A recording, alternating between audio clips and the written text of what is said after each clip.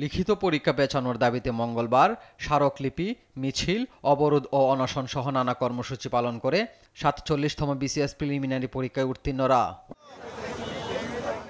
এদিন দুপুরে কেন্দ্রীয় শহীদ মিনার থেকে প্রধান উপদেষ্টার বাসভবন যমুনা অভিমুখে পদযাত্রা করলে শাহবাগ জাতীয়গড়ের সামনে বাধা দেয় পুলিশ। পরে ব্যারিকেডের সামনে বসে প্রতিবাদ জানায় শিক্ষার্থীরা। লিখিত পরীক্ষার জন্য ২ মাস যথেষ্ট সময় নয় দাবি করে তারিখ পেছানোর দাবি জানান তারা।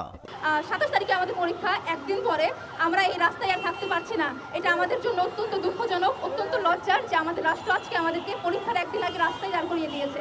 আমি মাননীয় প্রধান উপদেষ্টার দৃষ্টি আকর্ষণ করছি, আপনি এখানে হস্তক্ষেপ করেন, আমাদের পরীক্ষাটা একটা যৌক্তিক সময় দেন। আমরা চাকরি চাচ্ছি না, আমরা কোনো টাকা চাচ্ছি না, এখানে একটা যৌক্তিক সময় চাচ্ছি। পরে সন্ধ্যায় আবারও যমুনা অভিমুখে পদযাত্রা করলে বাধা দেয় পুলিশ। ছত্রভঙ্গ করতে ছোড়া হয় সাউন্ড গ্রেনেড, আহত হয় বেশ কয়েকজন।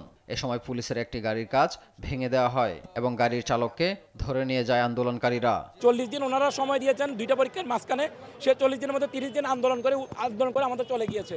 মিনিমাম ওনারা ওনাদের জায়গা থেকে মানবিক দৃষ্টিকোণ থেকে আমাদেরকে এই সময়টা ফেরত দিক, আমাদের পরীক্ষা দেওয়ার সুযোগটা করে দিক। আটককৃত চালককে ফিরিয়ে এনে পুলিশ জানায়, শিক্ষার্থীরা যমুনা অভিমুখী হলে পিছু হটতে ছোড়া হয় সাউন্ড গ্রেনেড। তবে পরিস্থিতি স্বাভাবিক রয়েছে। আমাদের গাড়ির একবারে যত গ্লাস ছিল সব ভেঙে ফেলে, ওইখানে ফোর্স কিছু ছিল, তাদেরকে মারধর করে।